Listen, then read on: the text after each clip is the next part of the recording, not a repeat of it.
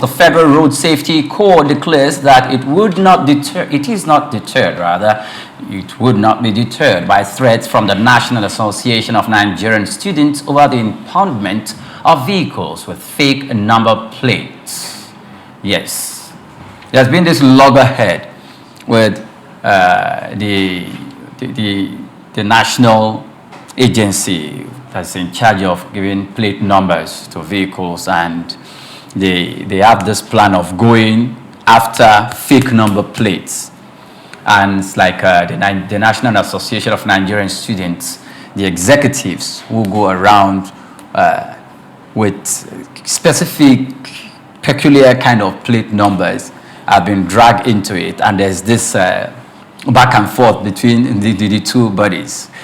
Ogugbemide, who is the public relations officer of the Federal Road Safety Corps, has said that they are not deterred by this, by the stance or the position from the National Association of Nigerian Students, and that they are going to continue to do their job to make sure that they rid the nation of fake number plates, and that the National Association of Nigerian Students, who are supposed to be in the vanguard of making sure that all its followers and indeed the nation become law-abiding students and law-abiding citizens, not to take to a path that is contrary to the laws of the land, should refrain from the threats they made about going to the formations of the Federal Road Safety Corps to do something that's quite unlawful. That if they find that, they can come to them and have a very peaceful conversation. But first of all, why would this be coming up in the first place? This conversation. Why should it be coming up in the first place? You see, it's coming up in the first place because I just spoke earlier on about the agency system in our society, where you have a lot of brokers who are moving from place to place to strike this and get a lot of things sorted. The road safety is not exempted. They are not exempted. And I think even beyond going out in the first place, to even start to say you want to, they have to also clean up their system. Because you see, number plates are assigned from place to place. And you can change your number plates at will, as long as you are able to pay for it. These are the things that create those environments. And recently, you also see, because special plate number is special cost. So people are paying for it to happen. So faking of documents has been, that is the Oluwole idea, has been there for a very long time. And we have not been able to get out of this Oluwole kind of behavior, where everything seems fakeable. So if you want your number plate to reflect Dr. Idaosa, oh yes, you can pay for it and then you get it. And you'll be paying monthly or annually. Yeah, whatever it is, and of course, because they become revenue centers, as it were. But you see, the issue is, until agents of government start to demonstrate the willpower to get people to pay for certain crime, and it is known that there is no hiding place for anybody, and those who are responsible, who printed the plates, are dealt with, this will continue. There's also the other dimension of it, because of the cost that come with the plate number. I remember the last time they flagged me down and they say my plate number was fading, and I said, I don't print. Yes, I don't print plate number. And you have not told us that plate number has expiring date.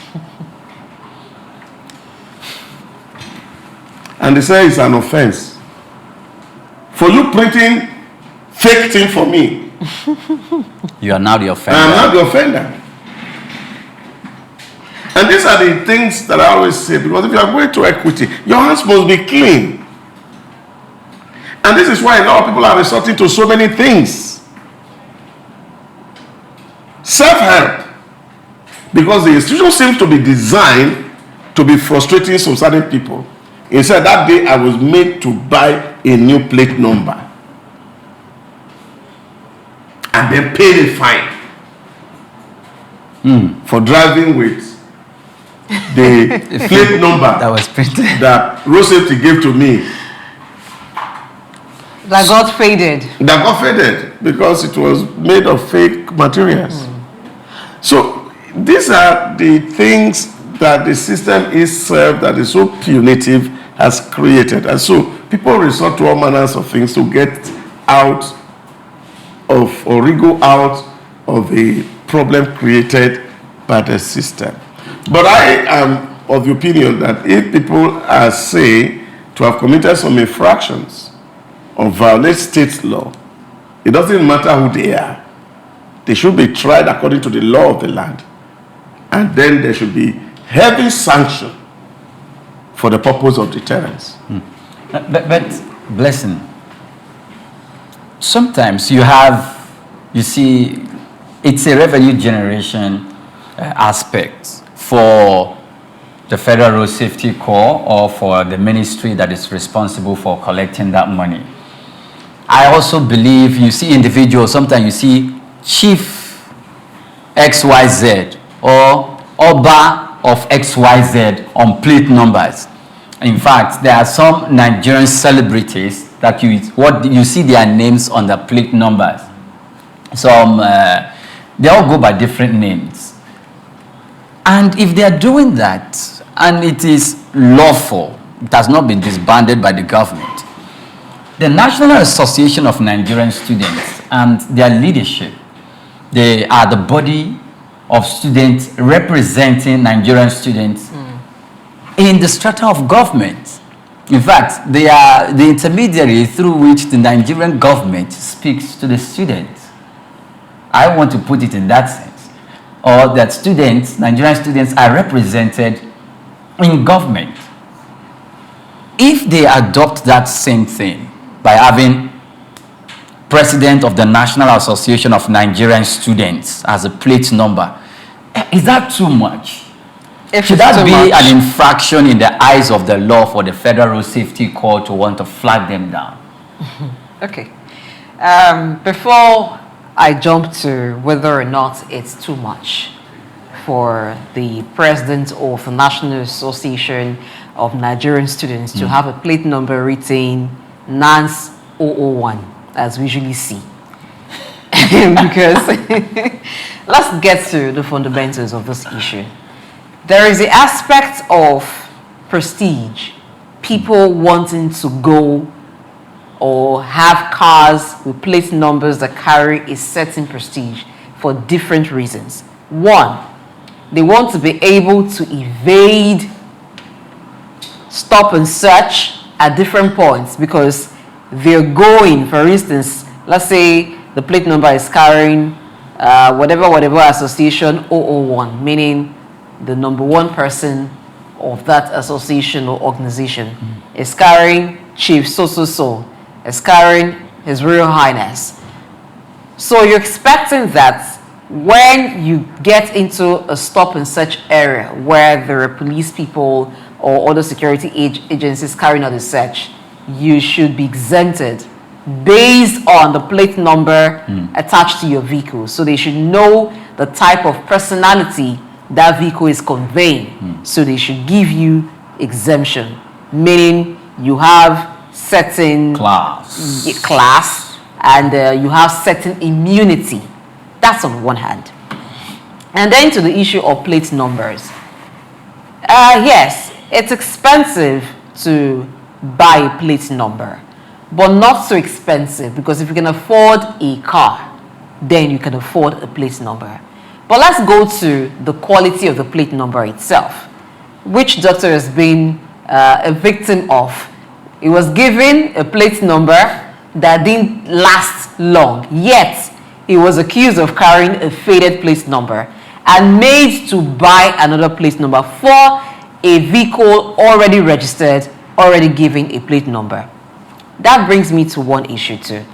You know, this national identity card that Nigerians have, that also gets faded. So let's say you present that card and yours has gotten faded. It means you need to apply for another.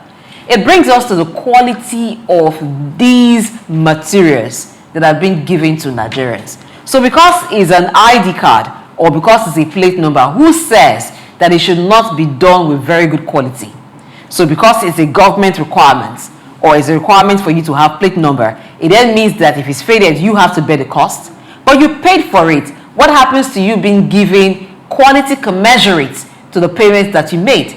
That's on the other hand. Then back now to the issue of NANS. I don't want to say they threatened the FRSC, but maybe there've been some uncordial communication between NANS and the FRSC regarding vehicles that are impounded. The FRSC is the agency that is saddled with safety on our roads. And safety on our roads starts even from the vehicle that is on the road. Roadworthiness, having identification, which is a plate number, how you drive, obeying road signs. They are charged with that responsibility. So for every vehicle, you should have plate numbers that are approved. I do not even subscribe with certain organizations or persons being given that privilege to have a plate number that doesn't carry, or a plate that doesn't carry a number, just an inscription, for instance, NAS 001. What's NAS 001? The first student in Nigeria. What has your position got to do with your plate number? I think that's where it starts, and the entitlement sets in. That's why people can say, oh, why should I have a certain plate number? You should know I'm NAS this and this and that. So for the students, I think that the first reason anybody goes to a tertiary institution, whether university or polytechnic, is to acquire some education. So the education you have gone there to seek should be the first thing on your mind, should be your first priority. Then whether or not you are involved in student union leadership is secondary. So you should first of all pursue your educational matter before you're pursuing other things. And then lastly, the issue of impounded vehicles. If they have been impounded, provide them with what they need to be released, and stop trading words of we'll do this, we'll do that if we impound our vehicles. Go through the right channels. Have vehicle plate numbers that you should have. All these titles they are carrying about, we should not be encouraging it in our society. And that's why you also have car dealers. So because a car has not been bought, there's no number attached to it. You just put a dealer a sign on it. So what if somebody commits crime with that? We can't track it. So this is how impunity spreads in the society. This is how indiscipline goes on in the society. There are certain things we should not encourage. There are certain things that we should not entrench. Every car should have a number through which they can be tracked, not acronyms attached to them. Doctor, you see,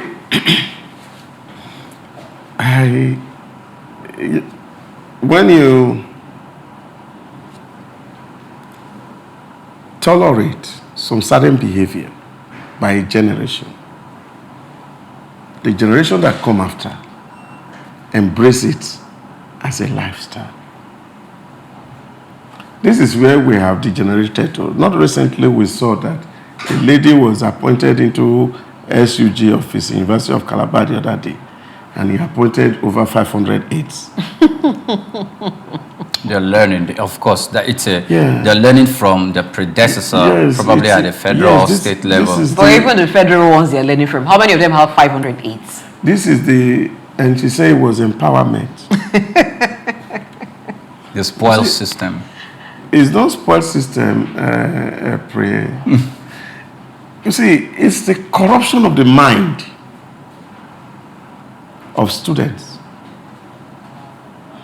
And these are the things that we talk about. We have gotten to this point today. We are talking about criminality in our environment. I've advocated in several forums. There are some certain things that if we really are mindful of what we want to really become, we have to take some very difficult steps to deal with some difficult situation. Politicians need them to win election. So they are increasing in importance, and they can even equate themselves with the president. Whereas they are really supposed to be actually concerned with the welfare of students, and those students they exploit for their own personal gain and purpose. And this is where our society has degenerated to. But Doc, I want to pose this question to you. In your generation, was this the student union you met on ground? No. You met the Ali Must Go Student Union. You see, student unionism, like labor unionism, was to really advocate for the interests of students. Although I've gone to a point really that I am not a fan of unions, because actually adding to the burden of society, because these people are maintained by dues paid by students. Most of the time, the disruption of the system is what I actually find from them. And it didn't start today. That's the point I'm making. You just mentioned Ali Must Go. And that was a protest to move out the vice chancellor who the students feel were against some certain things that they didn't like at that point in time. And of course, the criminalization of the entire environment about courtism and the rest of it. And the struggle for even the power to become who become SUG president is worse than the war that they fight on the space. And now many of them are so armed because they needed guns to harass people during vote and the rest of it. And the system needs to be sanitized, honestly speaking. And I don't think it happened elsewhere. Okay, how do we, because I don't know how we get to this point. I am interested, Doc, in the way and manner we see our politicians who have been saddled with the responsibility either as a senator in order to provide effective leadership to his constituents, or either as a governor in order to provide effective leadership to the state, and how to administer and manage funds meant for more 10, 20 million people depending on the population of the state, and to bring even development to all the local government and constituencies spread around the state. And our president is be able to liaise with his ministers, with his chief of staff, and to bring development. And I see Nigerian student unionism and its collaboration or its link with the central political system as very, very strategic, so that our students who are coming from tertiary institution can learn the roles of governance, not as taught in the classrooms, and not as taught by books, but also by way of practice and effective leadership, and to bring representation to the students. So in that perspective and in that lens, I want to see the Nigerian student activism as something that should be perpetuated from generation to generation. Pri, when the use of a thing is not known, they say that abuse is inevitable. So what you have just said is actually the reason why we have student union leadership or student union governments, as the case is. But over time, when you attach too much perks to an office, you would not be bringing into that office people who want to serve. You will be bringing into that office people who want to enjoy the perks of the office. The era you mentioned, where students were about, there are certain things that we cannot allow. And so if we do not want it, if it's anti-students or against the welfare of the students, through the student union, we can rise up to speak.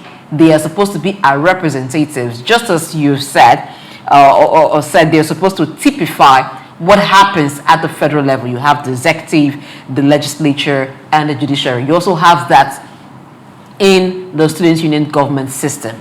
But because perks have been attached to it, these people have access to the school leadership. They can sit with VCs and hold VCs to ransom and say, this policy you want to implement, on behalf of the students, we say no to it. We do not think it's in our favor. If it's detrimental to the students, of course, yes, it's right. And they can make it happen. So they over time, they become very aware of their power, and some are now begin to abuse the power. Because even the students they are supposed to represent, sometimes they don't represent them. Student union is going one way with their decision. The bulk of the students are going another way with their decision. And sometimes it seems like the management of the school has bought the SUG. So they're on the side of the management of the school, not as if they're supposed to fight them. But they're not speaking for the students anymore. They are speaking for themselves. It's now about what is the need for us. So if there's enough for them, they side with management. If there isn't enough for them, they side with the students. So the perks in that office, imagine for the leadership of the Nigerian Association of National Association of Nigerian Students, have you seen them on the road before? The convoy in which they ride? Have you seen the exotic cars that are attached to that office? So when younger generations are seeing that power, that luxury attached to it, they're not going there to represent anybody anymore. They're just going there to enjoy the perks. And that's the same situation that we see in our national politics. The perks attached to offices of power are too much, that it distracts those in the office away from their core responsibility. Now, until we begin to take away some of those perks, some of those unnecessary and over privileges, we will not see a people who are meant to represent actually representing. So some of them are now intoxicated with the power, and they're so used to it that when you think about taking it away, they revolt, not because it will stop them doing their work, but because they are used to it, they like it, they enjoy it more than the service they're supposed to render. So the first step is to first trim some of those perks away. Let them concentrate on the duty. So it's those who want to be leaders, who speak for the students, that will be there. Okay, I want to ask you to the spec that a Blessing just mentioned. Yes, you will, please. There are federal universities in this country, and you know, including Blessing, that the student union or unionism, those who make that rank, who make the leadership of those union, they are very cerebral. The unionism has provided a platform for these boys and these ladies, these girls, to read beyond the school curriculum, to get themselves empowered and enlightened to the extent that they are being vocal when speaking with their leaders, not to be disrespectful or disregardful, but to communicate their points and to think from a different perspective that should be given attention to, cannot be undermined or neglected. Universities have taken it upon themselves to shut down unionism as we speak. And it's preventing most of our students in the university system to become, they lack leadership. They just go with anything they are told, hook, line, and sinker. They do not have a second thought. It is not until you are a member of to present an alternative point of perspective. And this is making unionism, or that level of cerebralness that was created in the union, to drop drastically. And if we're to be cutting down on the powers of students that way, do you think we'll have a generation to depend on? Please, let me just jump into this quickly. I wanted to just respond to what you said about, see, we cannot speak about whether they are cerebral or not cerebral, and I think that's completely out. Activism and intelligence are not the same. They are two different things. And people go to negotiation table, your ability to bang the table and shout does not make you as intelligent as one would want to say. And take it or leave it, because we are all product of the same schools. We all came out of it. I didn't go to school abroad. All my education I have in this country. And I can tell you for certainty and for free that I cannot divorce courtesan from student unionism. They can't be divorced. That's one leg to it. And the second leg is, in my own days, there's a boy who was doing this activism, unionism, moving around. spent 18 years in the university, never graduated. Fortunately, until he died on a road accident. God bless his soul. He started from medicine, but by the time he was dying, 18 years after, he was in geography and regional planning. And I think that's not the kind of incentive that is encouraged. And this is because, like I said, with all other systems, the settlement culture of corruption, the politicians need them to win elections. And this politicization of the entire environment and society is the thing that we are contending with. That even the struggle for the unionism becomes so disruptive. And that's why these are shutting some down. Because they become so intensely at war with each other that the entire system is coming down. I don't think that's the way to learn, really. That if people have to be mentored on leadership, is not by creating disruptions. And as a matter of fact, I don't even like that kind of leadership. Just like you say, every single moment, unions go on strike. Every single moment, you go and block road. And I don't think that that's the way to mentor leaders. Leaders are supposed to be solution providers and not people who create destabilization within the system. I am also looking out for a system where people freely even choose their leaders without oppression, without suppression. We've also had cases where even state governments become interested, who become the student union leader in their state universities. All these things are in the known. And this is because we are using them as tool to further either a political interest or whatever it is. And I don't think that is what it should be meant for. And those who conceive the idea of having unions to say, okay, we look out for the welfare of the students, not to further the ambition of single individuals. Now let me add to it. If you talk about those who go for students' union leadership being cerebral, yes, there's a benchmark to, there's a requirement, there's a certain CGPA you must have for you to vie for any position. Mm-hmm. But go and check some of them. The moment they get into that office, it begins to drop because they are now a lot distracted from their academics. I keep saying it. The first reason that took anyone to any institution is to learn and acquire education.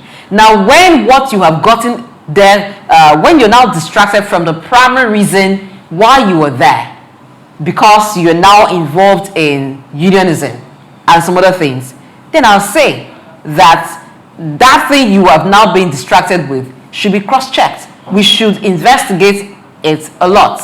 Some of them get there with very high CGPA, but by the time they're going from one meetings after another, traveling from one place to another, attending meetings, they're distracted. How many times do you see them in class? You have many of them as classmates. I have many of them as classmates.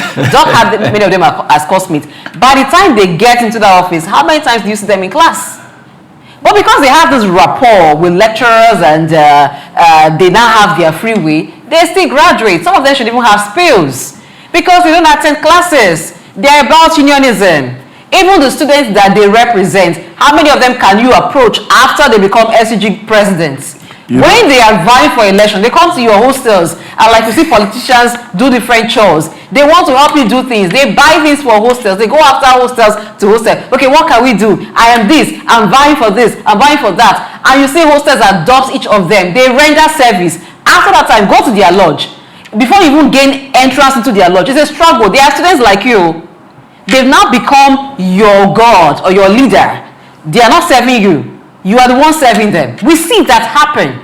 And if you're talking about cutting the powers of student union leaders, it is not cutting their powers, it's cutting their excesses. Okay. As Ghazi was just speaking, something I think this is a conspiracy. It is not a conspiracy. You don't want to let me talk. It's not a conspiracy.